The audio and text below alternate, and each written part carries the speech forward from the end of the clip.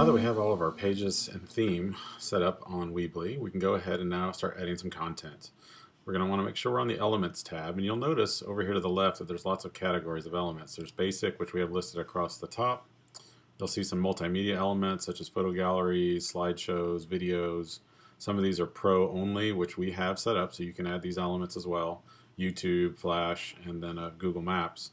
There's some revenue products for business sites, but then also under more, there's some interesting ones like online polls, contact forms, and some custom things you can do, which are pretty neat. For the sake of this website, I'm just going to stick to basic. And what I need to do is figure out, I need to get these elements down to my page. Well, the great thing about Weebly is it's all drag and drop. So I'm just going to take a picture and drag and drop it here.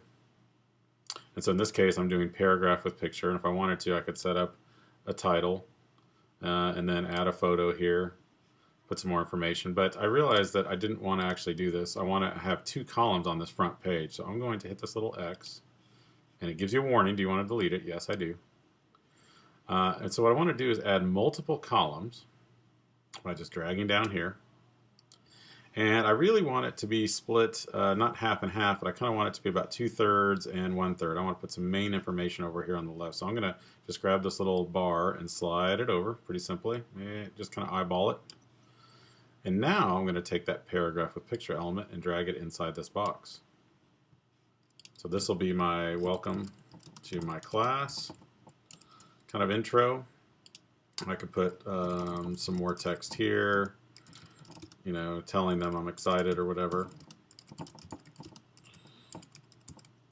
If I wanted to, I could add a photo. So maybe I have a photo somewhere handy on my desktop. Okay, so I have a welcome pic here on my desktop. Just going to put that right in there. If I wanted to, I could actually click on this word, open a larger image, or link it to something, even put a little caption under it if I wanted to, or just delete it. Some other things you could do is resize with this little arrow here. So if you want a very large welcome photo, you could.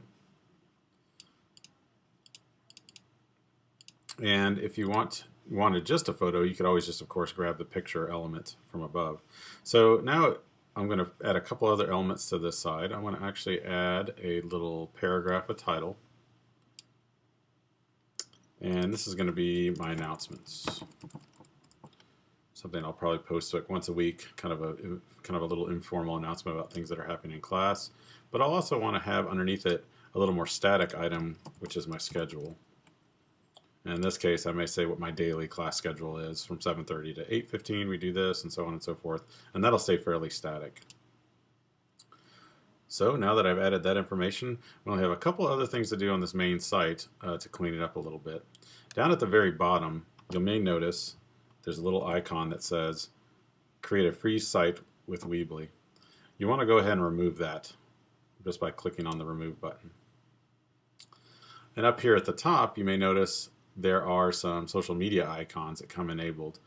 These are great if you have a fan page or a Twitter account that you want your parents to follow in your class. In this case, I don't have any ready, so I'm just going to go ahead and uncheck all of these, and it'll shut those down. I can add those back later if I like. Also, where it says add text, I can either delete that, but in this case, I'm going to go ahead and put the main number to the school.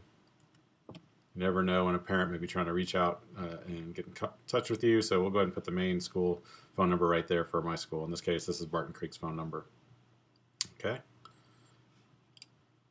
So now that we've finished our main page, we can go back if we want to and set up some of our other pages. I could go to my About Me page and just add maybe another one of these elements. I'm not going to do columns for this. It's just going to be all about me.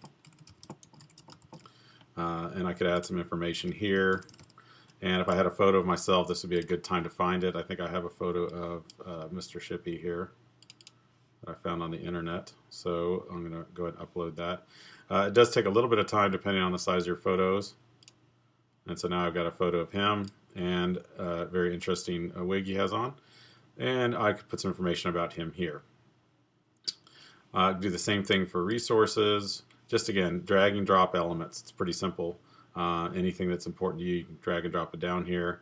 On the columns, I did notice when you drag and drop this that it does give you the option of doing 3 columns or 4 columns or back to 2. So you can really do anything you want in terms of size of these. You can drag elements underneath elements. So if I wanted to have a picture underneath this column, I could right there.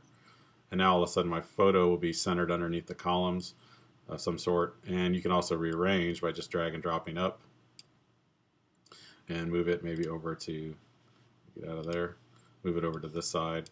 Or if you don't want it, of course, you could always hit that little red X and delete it, delete the elements. Okay, so that's setting up the elements in your pages.